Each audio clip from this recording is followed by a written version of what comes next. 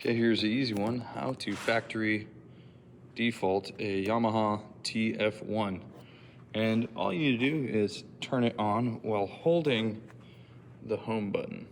So I'm gonna try and do that real quick. I have to put the phone down.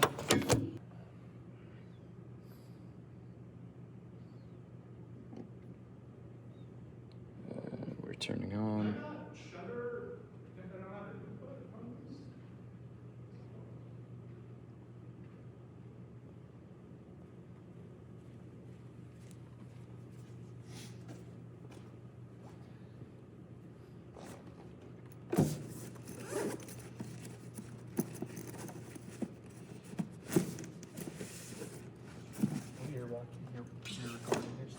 Yeah. And right here is our boot menu, just like you would see with any other console.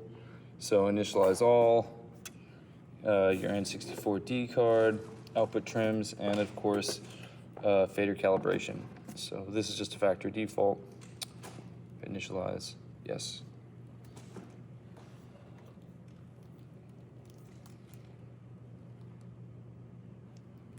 And exit. English, or your language of choice. And now we have factory defaulted the TF1.